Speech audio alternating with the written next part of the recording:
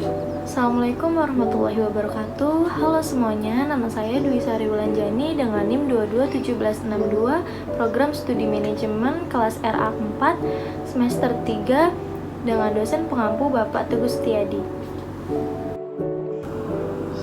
Pengertian komunikasi. Pengertian komunikasi menurut para ahli dalam suatu organisasi biasanya selalu menekankan bagaimana pentingnya sebuah komunikasi antar anggota organisasi untuk menekan segala kemungkinan kesalahpahaman yang bisa saja terjadi. Berikut ini adalah beberapa definisi serta penjelasan mengenai komunikasi menurut beberapa ahli. A. Hemstreet dan Beatty. Komunikasi adalah suatu proses pertukaran informasi antar individu melalui suatu sistem yang biasa atau lazim, baik dengan simbol-simbol, sinyal maupun perilaku ataupun tindakan. B. T. Dorson dan D. Dorson. Komunikasi adalah penyebaran informasi, ide-ide sebagai sikap atau emosi dari seseorang kepada orang lain, terutama melalui simbol-simbol. C. Charles H. Coley. Komunikasi berarti suatu mekanisme hubungan antar manusia dilakukan dengan mengartikan simbol secara lisan dan membacanya melalui ruang dan penyimpanan dalam waktu. Lalu selanjutnya ada unsur-unsur komunikasi. Yang pertama, komunikator, yaitu memberi berita, yang dalam hal ini adalah orang yang berbicara. Pengirim berita atau orang yang memberitakan berita-berita yang disampaikan atau message dapat dalam bentuk perintah, laporan, atau saran. Yang kedua, penyampaian berita. Dalam hal ini dapat dilakukan dengan cara mengatakan, mengirim, atau menyiarkan. Yang keempat, ada komunikan atau communicate, yaitu orang yang dituju, pihak penjawab atau para pengunjung. Dengan kata lain, orang yang menerima berita. Yang kelima, ada tanggapan atau reaksi atau respon dalam bentuk jawaban atau reaksi. Selanjutnya ada hambatan komunikasi. Hambatan dari proses komunikasi, hambatan dari pengirim pesan. Misalnya, pesan yang akan disampaikan belum jelas sebagai dirinya atau pengirim pesan. Hal ini dipengaruhi oleh perasaan atau situasi emosional. Hambatan dalam penyajian atau simbol. Hal ini dapat terjadi karena bahasa yang dipergunakan tidak jelas sehingga mempunyai arti lebih dari satu. Simbol yang dipergunakan antara si pengirim dan penerima tidak sama atau bahasa yang digunakan terlalu sulit. Lalu ada hambatan media, adalah hambatan yang terjadi dalam penggunaan media komunikasi. Misalnya, gangguan suara radio dan aliran listrik sehingga tidak dapat mendengarkan pesan. Lalu ada hambatan dalam bahasa sandi. Hambatan terjadi dalam penafsiran sandi oleh si penerima. Lalu ada hambatan dari penerima pesan, misalnya kurangnya perhatian pada saat penerimaan atau mendengarkan pesan, sikap, prasangka, tanggapan yang keliru dan tidak mencari informasi lebih lanjut. Selanjutnya ada hambatan dalam memberikan balikan. Balikan yang diberikan tidak menggambarkan apa adanya, akan tetapi memberikan interpretatif, tidak tepat waktu, dan tidak jelas, dan sebagainya.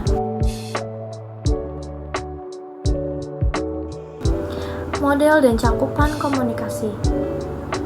Dari pendapat para ahli, dapat ditarik garis lurus bahwa jenis model komunikasi digolongkan menjadi tiga, yaitu yang pertama ada model komunikasi linier, adalah gambaran model komunikasi paling sederhana, yaitu terjadi karena secara satu arah.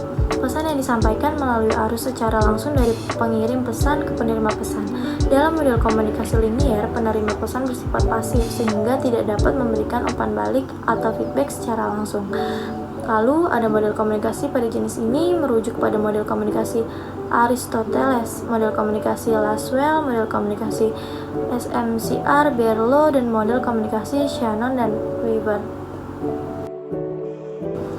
Model komunikasi transaksional, yaitu model komunikasi yang mementingkan peran dari pengirim pesan dan penerima pesan yang berlangsung secara dua arah. Model komunikasi transaksional erat dikaitkan dengan situasi sosial, situasi hubungan, dan situasi budaya.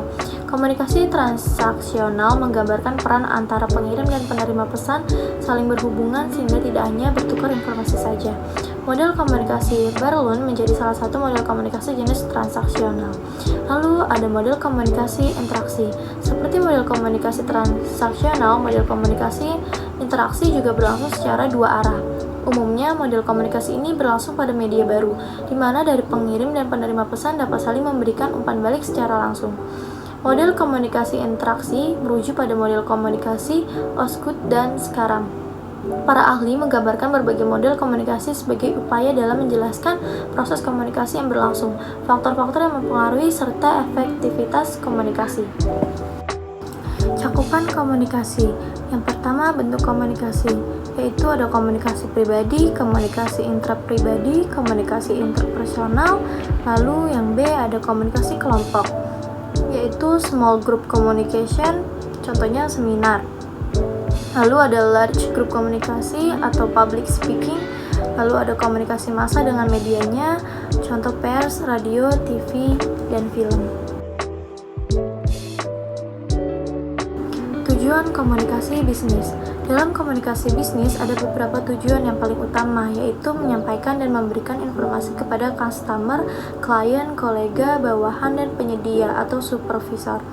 Memberikan pengarah kepada orang lain, mampu memberikan stimulus pada minat, serta mampu memberikan pesan kepada masyarakat untuk melakukan pekerjaan ataupun tugas, dan mampu memberikan pendidikan tentang perilaku.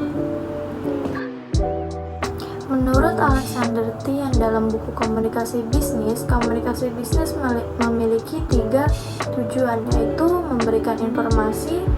Tujuan yang pertama adalah menyampaikan informasi kepada orang lain. Tujuan komunikasi bisnis adalah memberikan informasi yang berkaitan dengan dunia bisnis bagi pihak lain. Tujuan komunikasi bisnis misalnya, ketika pemimpin perusahaan ingin mendapatkan pegawai baru yang kompeten, maka penerapan tujuan komunikasi bisnis adalah ia akan memasang sebuah iklan melalui media baik cetak maupun elektronik. Yang kedua, melakukan persuasi. Tujuan komunikasi bisnis yang kedua adalah melakukan persuasi untuk memberikan persuasi kepada pihak lain agar sesuatu yang disampaikan dapat dipahami dengan baik. Biasanya terjadi dalam hubungan dengan penegasan konfirmasi, pemesanan pelanggan, atau negosiasi agar setiap pihak mendapatkan manfaat dan tidak ada yang merasa dirugikan. Yang ketiga, melakukan kolaborasi, yaitu bertujuan untuk melakukan kolaborasi atau kerjasama bisnis dengan pihak lain. Bila tujuan komunikasi bisnis bisa berjalan dengan baik, maka aktivitas bisnis akan berjalan dengan baik pula. Untuk mencapai tujuan komunikasi bisnis, beruntung ada teknologi yang berkembang saat ini bisa mendukungnya. Keberadaan kemajuan tersebut pun dapat mempererat tujuan komunikasi bisnis dalam melakukan kerjasama bisnis.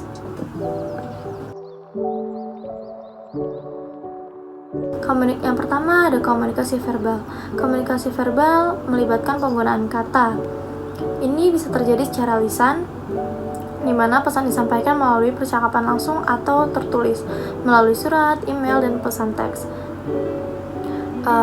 Komunikasi verbal ini seringkali menggunakan struktur kalimat dan tata bahasa yang terstruktur. Contohnya termasuk pidato, presentasi, diskusi, atau percakapan sehari-hari. Yang kedua, ada komunikasi nonverbal, melibatkan penggunaan ekspresi wajah, gerakan tubuh, bahasa tubuh, postur, dan intonasi suara. Kontak mata untuk menyampaikan pesan tanpa menggunakan kata-kata. Selanjutnya ada komunikasi formal. Komunikasi formal ini terjadi dalam konteks resmi atau profesional, seperti dalam struktur organisasi atau hubungan bisnis. Komunikasi formal mengikuti aturan dan norma-norma yang telah ditetapkan. Pesan dalam komunikasi formal seringkali disampaikan melalui surat resmi, laporan, presentasi di ruang rapat, atau memo. Lalu ada komunikasi informal. Komunikasi ini terjadi secara spontan dan tidak resmi antar individu atau kelompok. Jenis komunikasi yang cenderung lebih santai dan tidak terkait oleh aturan atau norma tertentu. Komunikasi informal ini seringkali terjadi dalam percakapan sehari-hari, seperti obrolan di ruang istirahat, panggilan telepon antar teman, atau diskusi informal di luar lingkungan kerja formal. Bahasanya juga yang digunakan lebih santai, kadang-kadang menggunakan bahasa gaul atau slang, dan seringkali lebih mengikuti aliran percakapan yang spontan. Komunikasi antar budaya. Pengertian komunikasi antar budaya. komunikasi antar budaya adalah proses komunikasi yang terjadi ketika individu atau kelompok dengan latar belakang budaya yang berbeda berinteraksi, bertukar informasi, dan berkomunikasi satu sama lain. Ini mencakup segala aspek komunikasi, termasuk bahasa verbal dan nonverbal, norma-norma sosial, nilai-nilai, keyakinan, dan praktik-praktik yang dipahami dan digunakan oleh kelompok budaya yang berbeda. Penting untuk diingat bahwa budaya mencakup berbagai elemen seperti agama, bahasa, tradisi, norma, perilaku, sistem nilai, dan sejarah yang membedakan satu kelompok dari yang lain. Ketika individu atau kelompok dari budaya yang berbeda berkomunikasi, perbedaan-perbedaan ini dapat mempengaruhi cara pesan disampaikan, diterima, dan diinterpretasi. Berikut adalah hambatan-hambatan dari komunikasi antar budaya. Yang pertama, ada gangguan teknis, yaitu terjadi jika salah satu alat yang digunakan dalam berkomunikasi mengalami gangguan, sehingga informasi yang ditransmisi melalui saluran mengalami kerusakan. Yang kedua, ada gangguan semantik, yaitu gangguan komunikasi yang disebabkan karena kesalahan pada bahasa yang digunakan. Yang ketiga, ada gangguan psikologis, yaitu terjadi karena adanya gangguan yang disebabkan oleh persoalan-persoalan dalam diri individu. Yang keempat, ada rintangan fisik atau organik, yaitu rintangan yang disebabkan karena kondisi geografis. Yang kelima, ada rintangan status, yaitu rintangan yang disebabkan karena jarak sosial di antara peserta komunikasi, misalnya perbedaan status antar senior dan junior atau atasan dan bawahan. Yang keempat, ada rintangan kerangka berpikir, yaitu rintangan yang disebabkan adanya perbedaan persepsi antara komunikasi dan khayalak terhadap pesan yang digunakan dalam berkomunikasi. Ini disebabkan karena latar belakang, pengalaman, dan pendidikan yang berbeda. Yang ketujuh, ada rintangan budaya, yaitu rintangan yang terjadi disebabkan karena adanya perbedaan norma, kebiasaan, dan nilai-nilai yang dianut oleh pihak-pihak yang terlibat dalam komunikasi.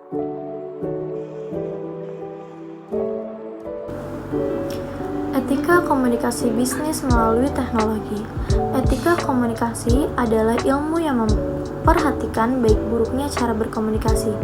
Etika komunikasi memperhatikan kejujuran dan terus terang, keharmonisan hubungan, pesan yang tepat, menghindari kecurangan, konsisten antara pesan verbal maupun nonverbal, serta memperhatikan apakah para komunikator memotong suatu pembicaraan atau tidak. Etika komunikasi menjadi sangat penting ketika berkomunikasi dalam sebuah komunitas. Komunitas menurut Wagner sebagaimana dibahas oleh Setia di 2013 adalah sekelompok orang yang saling berbagi lingkungan, perhatian, masalah, serta memiliki keterkaitan atau kegemaran yang sama terhadap suatu topik. Adapun etika komunikasi yang baik dalam teknologi atau media sosial adalah jangan menggunakan kata kasar, provokatif, porno, ataupun sara. Jangan posting artikel ataupun status yang bohong. Jangan mengcopy paste artikel atau gambar yang mempunyai hak cipta, serta memberikan komentar yang relevan. Korespondensi dalam bisnis. Apa itu surat korespondensi? Dalam bisnis, korespondensi bisnis didefinisikan sebagai kegiatan surat menyurat dalam hal bisnis. Ini termasuk proses pembuatan pesan melalui surat, pengiriman surat, serta penerimaan surat. Apa itu surat bisnis? Surat bisnis atau yang bisa disebut sebagai surat niaga adalah jenis surat yang berfungsi sebagai alat komunikasi tertulis untuk berbagai kebutuhan bisnis. Biasanya, surat bisnis ditulis oleh satu perusahaan dan ditujukan ke perusahaan lain seperti investor, stakeholder, atau klien. Surat ini juga bisa dibuat oleh satu individu untuk individu lainnya untuk berbagai kebutuhan. Tujuan penulisan surat bisnis beragam, mulai dari pemberian informasi atau pernyataan, pengajuan pernyataan, kesepakatan, undangan, dan lain-lainnya. Jenis surat bisnis. Yang pertama, ada surat bisnis formal. Jenis surat bisnis yang ini biasanya ditujukan untuk keperluan atau korespondensi yang sifatnya cukup formal. Contohnya, saat kamu ingin membuat perjanjian kesepakatan dengan klien, investor, atau pihak perusahaan lain. Jika melihat dari definisinya, cara membuat surat bisnis formal ini sebaiknya dilakukan dengan benar-benar memperhatikan formatnya, seperti bahasa, kop surat, dan lain-lainnya. Yang kedua, surat bisnis informal. Dari namanya, kamu mungkin sudah tahu bahwa jenis surat ini adalah surat bisnis ini digunakan dalam format yang lebih kasual, santai, dan tidak kaku. Biasanya lebih sering digunakan untuk meminta referensi kerja, penilaian karyawan, ucapan terima kasih, dan lain-lain.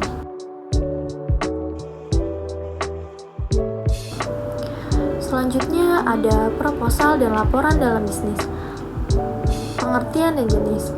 Proposal merupakan rencana atau rancangan aktivitas yang sifatnya usulan ataupun tawaran kepada pihak lain, baik dalam ruang lingkup intern maupun ekstern, baik berkaitan langsung maupun tidak langsung dengan aktivitas bisnis ataupun baik berkaitan langsung ataupun tidak langsung terhadap capaian profit perusahaan, guna meningkatkan kualitas pelayanan pada customer maupun untuk mengembangkan usaha serta meningkatkan capaian tujuan organisasi termasuk capaian profit perusahaan.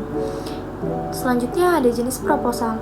Proposal bisnis adalah jenis proposal yang berkaitan dengan dunia usaha atau rencana kerja yang ditujukan baik oleh perseorangan ataupun kelompok kepada investor.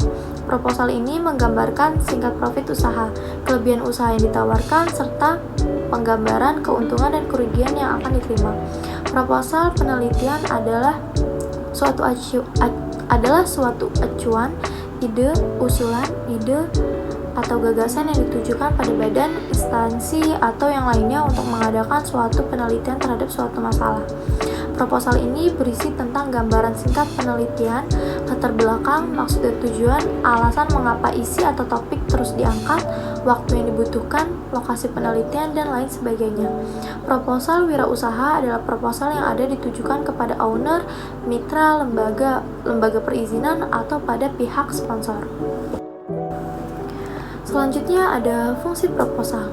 Fungsi proposal, kegiatan lebih ditekankan untuk menyelenggarakan sebuah acara tertentu, misal untuk diskusi, pelatihan seminar,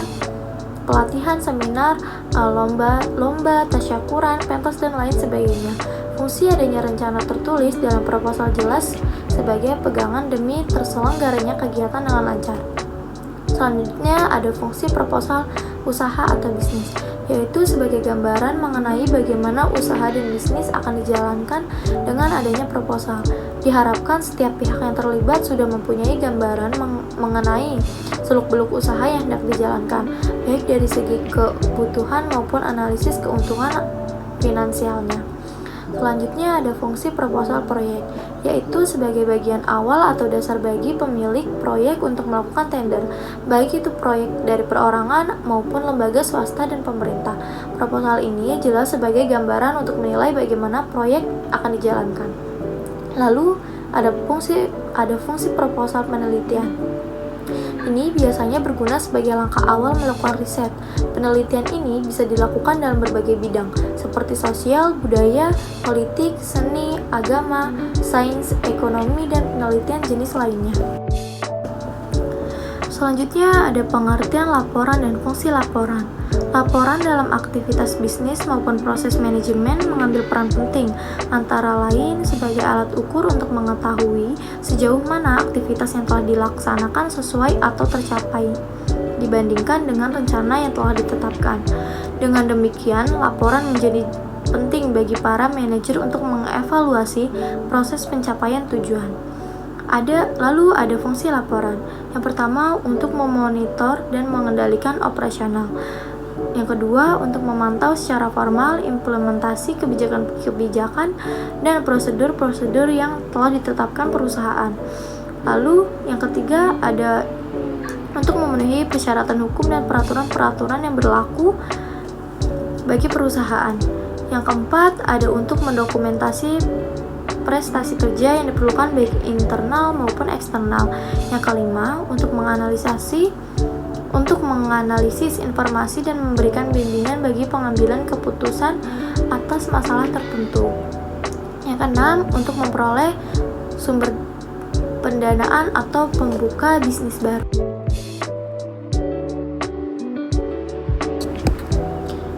Teknologi komunikasi dan informasi bisnis. Jenis teknologi dalam komunikasi bisnis. Komunikasi yang dilakukan melalui tulisan seperti yang dilakukan dalam kegiatan surat menyurat melalui pos, telegram, fax, email, dan sebagainya. Lalu ada komunikasi lisan, yaitu komunikasi dapat dilakukan melalui alat berupa komputer yang dilengkapi dengan fasilitas konferensi jarak jauh atau komputer telekonferensi ataupun video conference. Lalu ada pengaruh teknologi terhadap komunikasi bisnis. Perkembangan teknologi yang sangat pesat memberikan dampak positif bagi kelangsungan suatu bisnis, terutama dalam bidang komunikasi. Hal tersebut ditandai dengan adanya penggunaan berbagai teknologi canggih yang digunakan suatu perusahaan bisnis untuk mengembangkan perusahaannya dan menjaga kepercayaan relasinya. Pernyataan tersebut merupakan bukti bahwa teknologi mempunyai pengaruh yang sangat besar terhadap komunikasi bisnis yang berlangsung pada suatu perusahaan. Video ini dibuat dan diposting untuk memenuhi syarat penilaian ujian akhir semester atau UAS mata kuliah komunikasi bisnis dengan dosen pengampu Bapak Muhammad Teguh Setiadi, SEMM. Semoga video ini bermanfaat bagi yang menonton. Sekian dan terima kasih. Wassalamualaikum warahmatullahi wabarakatuh.